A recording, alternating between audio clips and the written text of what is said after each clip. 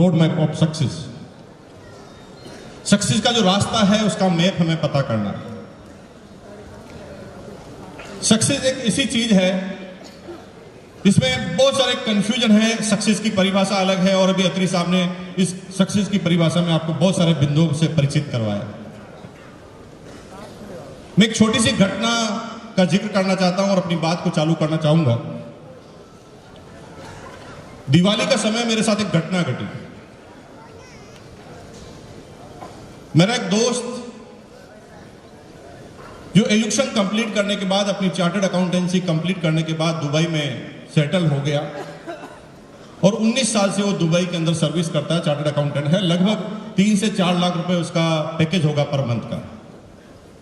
19 सालों में कई बार हमारी बात हुई फोन पर, लेकिन फिजिकल मुलाकात नहीं हुई। दिवाली पर अचानक उसका फोन आया कि मैं वही भीलवाड़ा आया हुआ हूं। तो मैंने कहा बहुत अच्छी बात है, मैं भी अभी भीलवाड़ा में हूं, हमें मिलना है। टाइम डिसाइड किया, एक दिन बाद का, और मिलने वो आया।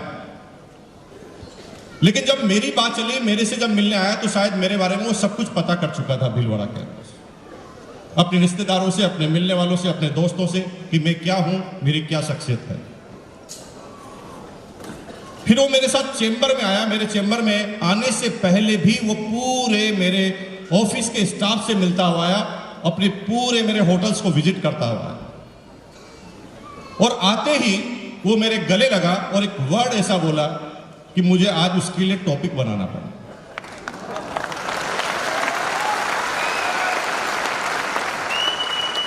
अत्री साहब ने बोला, ठीक वही बात बोली। मुझे उसने बोला, मुकेश ग्रेट, मजा आ गया तुझे देखकर, क्या किस्मत दिखा के आया है। फिर उसने कंपैरिजन किए, पढ़ा लिखा तो तेरे से ज्यादा मैं हूं, मैंने चार्टर्ड अकाउंटेंसी की है और तूने सिंपल बीकॉम, कलर तो तेरे से थोड़ा फेयर मेरा ज्यादा है,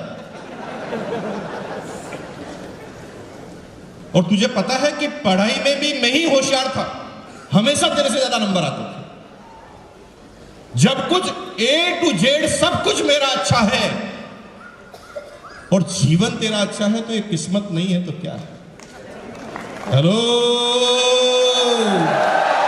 उसी किस्मत का पोस्टमार्टम करना है आज हमें। ये किस्मत क्या है, किनकी चलती है, इन चीज को हम समझ लेते हैं। अत्री साहब ने टॉपिक लिया था लेबर अंडर करेक्ट नॉलेज, और बीसी छावड़ा जी सन 2000 से हमें यही समझा रहे हैं। जब लक की परिभाषा वो लेते हैं तो बार बार बताया गया कि लक की फुल फॉर्म है लेबर अंडर करेक्ट नॉलेज। चलते हैं आगे। L for labour, U for under, C for correct, K for knowledge. कोई बड़ी बात नहीं, यहां पे हर व्यक्ति ने इस स्लाइड को पहले देखा हुआ है, हर व्यक्ति ने इसका मतलब पूरा समझा हुआ है। आज छोटी सी बात से आगे चलते हैं।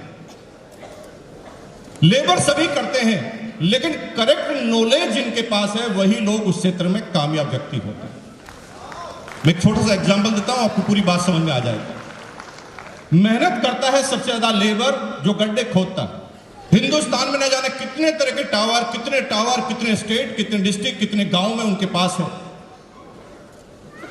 सारे टावर जो है आपस में कनेक्टेड होते हैं केबल से। केबल होता है इंटरनेशनल सर्वर से कनेक्टेड, जिससे आपका इंटरनेट भी चलता है। लेकिन विशेषता यह है कि एक टावर से दूसरे टावर को जब जोड़ा जाता है तो केबल के द्वारा जोड़ा जाता है, और केबल गड्ढे में ही डालनी पड़ती है। लेकिन कहानी ऐसे चालू होती है, जो सबसे महत्वपूर्ण काम करता कि गड्ढा होता ही नहीं तो टावर बनता ही नहीं और कंपनी बनती ही नहीं, लेकिन जो सबसे महत्वपूर्ण काम गड्ढा खोदने का कर रहा है, उसे केवल 300 रुपए पर। क्यों?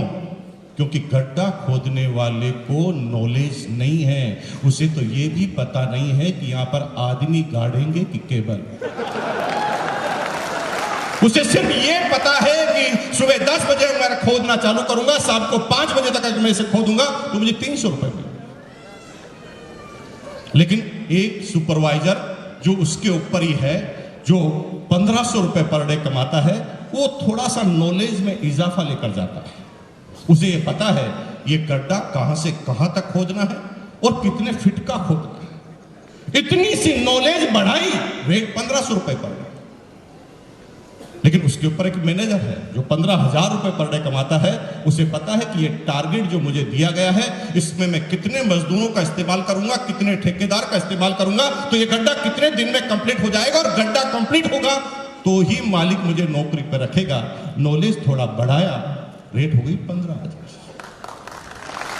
अब जैसे जैसे आप आगे जा रहे हैं, उसी गड्ढे के ही नॉलेज को बढ़ाते हुए एक कंपनी का मालिक है जो 150 करोड़ रुपए पर डे कमा रहा है। उसे ये पता है कि इसमें कितना इन्वेस्टमेंट लगेगा, जो पैसा लगेगा उसका मुझे कहां से लेकर आना है, ये इन्वेस्टर मुझे कहां से ढूंढने हैं, कितने दिनों में मुझे कंप्लीट करना है, मेरा टारगेट क्या है, कितने कनेक्शन होंगे, एक कनेक्शन से मैं कितना पैसा लूंगा तो कितना टर्नओवर होगा, इतने टर्नओवर में इतना परसेंट अगर मैं डालता हूं तो कितना मेरा पैसा होगा। बात सिर्फ गड्ढे खोदने की ही है मेरे। काम तो आप भी कर रहे हैं, काम मैं भी कर रहा हूं, काम यहां पर बैठा हुआ हर डिस्ट्रीब्यूटर कर रहा है, लेकिन करेक्ट नॉलेज नहीं है। और जब करेक्ट नॉलेज नहीं होता है तो हम आदमी किस्मत पर बात डाल देते हैं। यार किस्मत ही तो ठीक नहीं है, काम तो मैं भी कर रहा हूं। देखो मीटिंग में मैं आता हूं कि नहीं आता हूं, हर सर मैं हर आपको यूनिवर्सिटी प्रोग्राम में मिलता हूं कि नहीं मिलता हूं, आपकी एक भी ट्रेनिंग मैंने छोड़ी है क्या, आरसीएम के सारे प्रोडक्ट इस्तेमाल करता हूं ना सर, आपकी जो भी बातें बताते हैं वो मैं करता हूं, फिर मेरा कामयाबी क्यों नहीं। कुछ चीजें होती है जिनके प्रश्नों के कोई उत्तर नहीं होते, वो आपको आत्म निर्णय करके अंदर से आपको चीजों को जगाना पड़ता है और पता करना पड़ता है। एक आदमी रोज भगवान की पूजा करता, रोज दान भी करता, अपनी सैलरी का कुछ हिस्सा, कुछ परसेंटेज हमेशा दान भी करता। इतना धार्मिक आदमी नहीं था उस नगर में, लेकिन जब उस नगर में बाढ़ आई ना तो उसका मकान भी बह गया। उसने प्रश्न किया मेरी क्या गलती, मैंने क्या किया। इस प्रश्न का कोई उत्तर नहीं है, इसे आपको समझना पड़ेगा। ये करेक्ट नॉलेज क्या है? 4 टाइप ऑफ करेक्ट नॉलेज। अगर 4 तरह के करेक्ट नॉलेज आप अपनी लाइफ में ले लेते हैं तो आप किसी भी क्षेत्र में क्यों ना हो। मुझे आरसीएम के बारे में पता है, लेकिन मुझे यह भी पता है कि किसी भी क्षेत्र में ये 4 ही नॉलेज काम आते हैं। जब किसी भी क्षेत्र के टॉप पर आपको जाना है, इन 4 नॉलेज का आपके पास पूरा का तरह आपके पास उसका अध्ययन होना जरूरी है। नॉलेज नंबर 1, कॉन्सेप्ट का नॉलेज।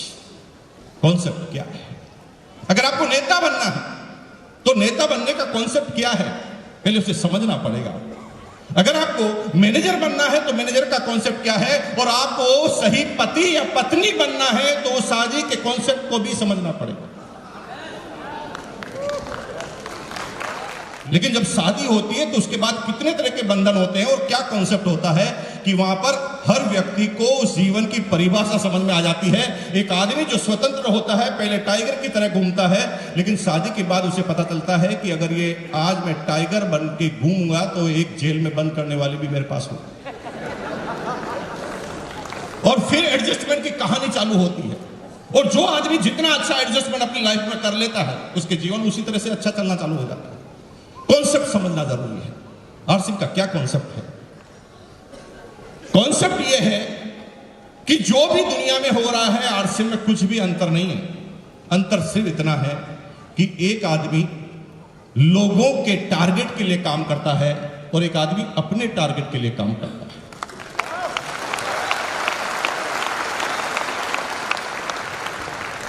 वही दुकान, वही खरीदारी, वही खर्चा, वही लाइफस्टाइल, लेकिन अब आपने इन चीजों को थोड़ा चेंज कर लिया तो वही चीज आपको अपने लेवल से थोड़ा ऊपर उठाती है, अपने आर्थिक लेवल से थोड़ा ऊपर उठा लेती है। नंबर 2, ज्यादा लंबा नहीं जाऊंगा, ज्यादा विश्लेषण में नहीं जाऊंगा क्योंकि मुझे अपने पूरे टॉपिक को खत्म करना है। सिस्टम का नॉलेज। सिस्टम क्या है? सिस्टम यह है कि पैसा आएगा कैसे। 3 तरीके का काम करने से इनकम आएगी। पहला, अपने घर के प्रोडक्ट बदलो। जो ही आप मार्केट के प्रोडक्ट से दूर होकर आरसीएम के प्रोडक्ट इस्तेमाल करना चाहते हैं, करना चालू करते हैं, तो यहां से आपको डिस्काउंटिंग के रूप में इनकम आना चालू हो जाती है। दूसरा, आपको जो प्रोडक्ट अच्छे लगते हैं वो प्रोडक्ट अगर आप किसी को समझाने में कामयाब हो जाते हैं, जो आरसीएम नहीं कर रहा, लेकिन आपके प्रोडक्ट इस्तेमाल कर रहा है, तो वहां से आपको फायदा होने लग जाता है। और तीसरा, जब ये काम करने वालों की संख्या आप अपनी टीम में बढ़ा देते हैं और आप एक नेटवर्क खड़ा कर लेते हैं, तो वहां से आपको इनकम आना चालू हो जाती है। टोपी घुमाने से पैसा नहीं आता। नेटवर्क मार्केटिंग को हिंदुस्तान में काम करने वाले नेटवर्क में से भी 80% लोगों को यह पता ही नहीं है कि डायरेक्ट सेलिंग में पैसा कहां से आता है। बहुत सारी कंपनियां आती है, वो हाईलाइट करती है आपको, पैसा आएगा पैसा आएगा, मेरी कंपनी में इतनी गाड़ियां आ गई, तुम्हारी कंपनी में 40 गाड़ियां आ गई, उसकी कंपनी में 90 गाड़ियां आ गई, उसकी एनिवर्सरी हुई, वहां करोड़ों के टर्नओवर की बात हुई।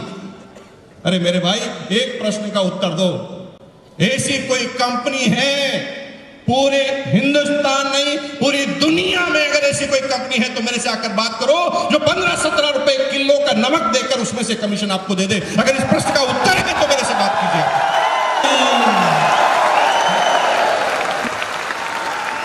आरसीएम के ऊपर चैलेंज आया तो एक छोटी सी बात हुई। उस समय सीएम से मिलने वाली टीम के अंदर मैं भी मेंबर था और हम मिलने गए राजस्थान के सीएम से। एक बड़े पद पर बैठा हुआ आदमी कभी नीचे वाले लोगों से मिलता नहीं, उससे मिलने वाले सब बड़े बड़े लोग होते हैं और बड़े लोगों का कोई ना कोई स्वार्थ होता है और वही फीडबैक होता है, और वही फीडबैक की वजह से बड़े बड़े महल उजड़ जाते हैं। जब मैं गया तो मुझे जाते ही पहली लाइन, तुम कैसे आ गए, तुम्हारा तो काम ही गड़बड़ है। क्या करते थे तुम? लोगों को डबल पैसा करने का वादा करते थे, लोगों को करोड़पति बनाने के सपने देते थे। मैंने पहले लाइन बोली थी, यस देते थे, लोगों को अमीर बनाने का सपना देते थे, लेकिन कैसे देते थे मैं समझाना चाहता हूं। उसने कहा 2 मिनट का वक्त है, बताओ। मैंने उसके सामने पेन रख दिया, लिंक का पेन था मेरे पास, मैंने रख दिया उनके सामने। मैंने कहा साहब ये पेन है 10 रुपए का, मार्केट में पता कर लो, इसमें भी एमआरपी 10 लिखा है, आप कहीं पे भी जाके खरीद लो, रेट 10 ही रुपए है मार्केट में। लेकिन मजे की बात है कि आरसीएम के डिस्ट्रीब्यूटर को 9 रुपए में मिलता है, 9 रुपए में भी 5 रुपए बिजनेस वॉल्यूम है, और 5 रुपए बिजनेस वॉल्यूम में से 2.5 रुपए हमारे पास आता है, तो सबने दिखाना क्या गुनाह है? नहीं था जवाब उनके पास। जब बात आगे चल रही थी तो सोन पापड़ी बाहर निकाल दी, और सोन पापड़ी निकाल कर थोड़ा सा हमने चखाने की कोशिश की। नहीं, ये टेस्ट नहीं है, हम नहीं ले सकते इसको, आप रख दीजिए यहां पर। मैंने कहा सर, परेशान आदमी है, समझाना चाह रहे हैं, और आप मुख्यमंत्री हैं, आप सकल को पता कर लेना चाहिए कि ये आदमी क्या खिलाएगा आपको, जो खुद ही मरा हुआ है, आप इसको लीजिए। उन्होंने थोड़ा सा लिया, लेते ही उन्होंने पीछे रेट देखी तो उन्होंने कहा इतनी ही रेट है, ये अलग से प्रिंट करवा के लाए हो? मैंने कहा इतनी ही रेट है। तो उन्होंने अपने सेक्रेटरी से तुरंत बोला, अरे सोन पापड़ी तो हल्दीराम की भी तो आती है ना, कितनी रेट होगी? मैं हल्दीराम का पैकेट भी साथ में लेके गया। मैंने कहा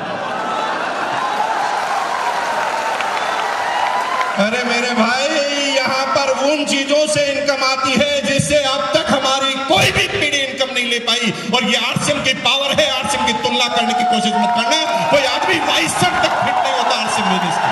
22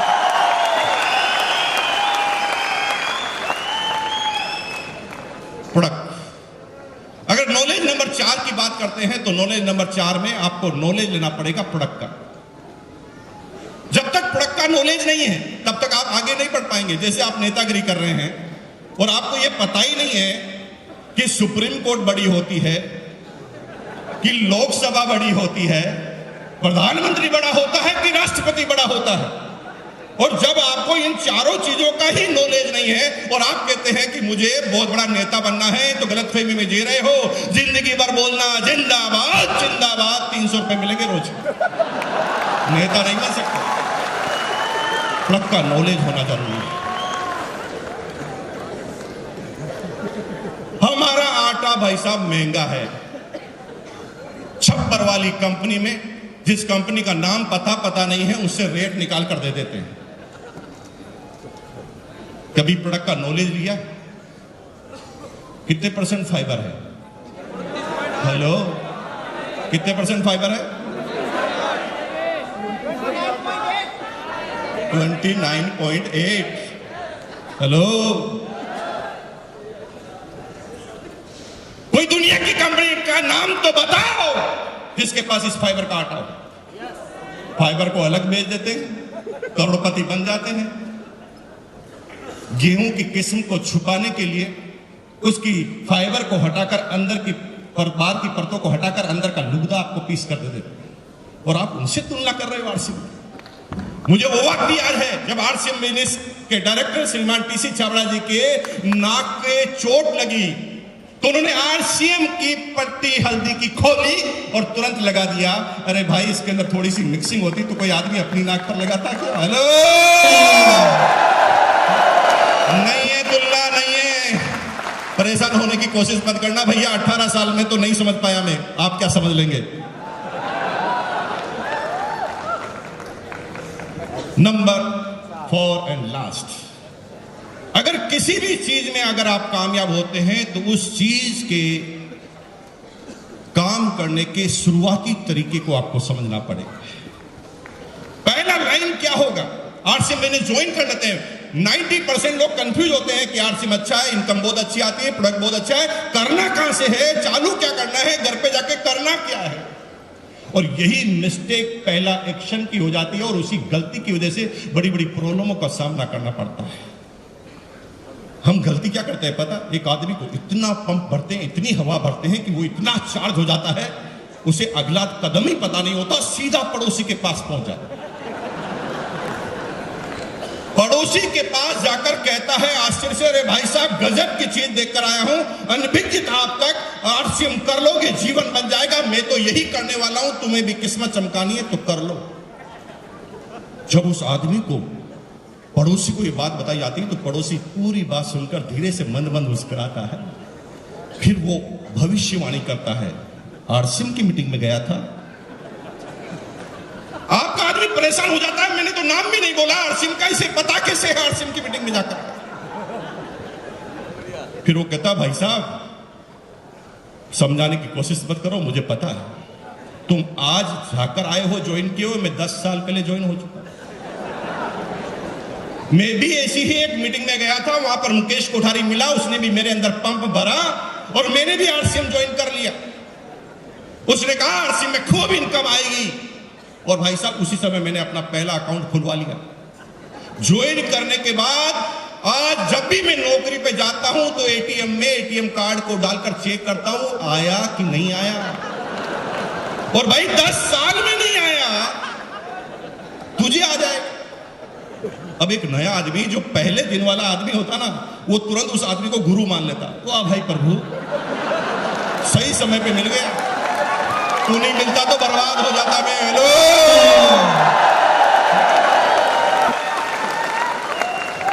और वो आदमी स्वाहा। कितने लोगों को स्वाहा करते हैं। जब तक एक्शन पता नहीं है बात मत करो।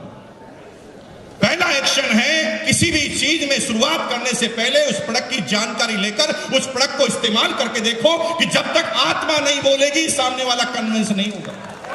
नहीं होगा मतलब नहीं होगा। एक आदमी गदर फिल्म देखकर आया, उसे ज्यादा बोलना नहीं आता था। सामने वाले ने कहा गदर फिल्म कैसी लगी, तो उसने क्या किया पता है? उसने यूं गर्दन टेढ़ी की, एक आंख बंद की, उसने सामने वाले को गर्दन हिला के बोला। सामने वाले को पूरी फिल्म समझ में आ गई। न हीरो का नाम, न हीरोइन का नाम, कौन सा गाना, कितने नंबर पे क्या है, कुछ पता नहीं। कॉन्फिडेंस यूं पड़ा, सामने वाले के दिल में छेद करता हुआ गया और पूरी बात समझ में आ गई और अगला आदमी कन्विंस भी हो गया, फिल्म भी देख ली। और ये तब निकलता है मेरे भाई जब देख लेते हो। जब तक प्रोडक्ट इस्तेमाल करके देखोगे नहीं, तब तक आप कितनी भी ताकत लगा लो, होने वाला कुछ नहीं। कॉन्फिडेंस से भर लो अपने अंदर। वो कब होगा? जब प्रोडक्ट का इस्तेमाल करोगे, और प्रोडक्ट का इस्तेमाल करने के बाद अपने आप मजा आएगा। थोड़े दिन पहले मैं दुर्गापुर मीटिंग में गया था, प्रहलाद जी और संजीव गोयंका जी ने मुझे इनवाइट किया और मैं दुर्गापुर गया। वहां पर एक लेडीज मुझे मिली, उसको खड़ा किया गया कि उसने 1 महीने में 100 न्यूट्रीचार्ज किट्स बेच दिए। अब मुझे समझ में नहीं आया यार, एक लेडीज ने ऐसा क्या कर लिया, 100 न्यूट्रीचार्ज किट्स 1 महीने में बेच दिए। मैं पर्सनल गया मिलने, और मिलकर मैंने उनसे धीरे पूछा कि बहन जी क्या नाम है आपका, इसी प्रोफेशन से आप न्यूट्रिशन हैं, आप क्या है, डॉक्टर हैं, किस तरह से आप बेचते हैं? वो कहा नहीं सिंपल बात, बहुत दिन पहले मेरे पास एक आदमी आता था आरसीएम कराने के लिए, लेकिन मैं उसको मना करती थी। लेकिन एक दिन वो आया मेरे पास और उसने मेरे सामने न्यूट्रीचार्ज किट्स रखा। मैं अपने बच्चे को लेकर इतना परेशान थी कि बता नहीं सकती। कम से कम 100 डॉक्टर को बता दिया, कितनी तरह की लेबोरेटरी में मैंने उसकी टेस्ट करा ली। उसकी सांस की प्रॉब्लम को मैं समझ नहीं पा रही थी। बात बात पर उसको जुकाम हो जाता, थोड़ी थोड़ी देर में वो खांसने लगता, छींकने लगता। इतनी परेशान हो गई, एक माँ का दिल ही समझ सकता उस बच्चे के लिए। लेकिन एक आरसीएम का डिस्ट्रीब्यूटर आया और उसने मुझे ये न्यूट्रीचार्ज किट्स ले जाकर दिया कि भाई आपने इतनी चीजों को ट्राई कर लिया, इसको भी तो कर लो, और इसके अंदर ये है। मैंने अनबने मन से, माँ का दिल था, कोई कॉम्प्रोमाइज नहीं करना चाहती थी, इसलिए मैंने उन प्रोडक्ट को ले लिया। और आपको आश्चर्य होगा कि मैंने सिर्फ 3 महीने तक लगातार उस प्रोडक्ट को लिया। आज मेरे बच्चे को एक भी प्रॉब्लम नहीं है और वो आज आइसक्रीम भी खा सकता है। और जब ये नॉलेज अंदर होता है ना मेरे भाई, तो एक 8वीं पास माँ भी 100 न्यूट्रीचार्ज किट्स बेच देती है। ये कॉन्फिडेंस की वजह से बेचती है। हेलो, कॉन्फिडेंस किससे आएगा? यूज करने से। Use the products. तो एक्शन क्या कीजिए? सबसे पहले प्रोडक्ट इस्तेमाल कीजिए।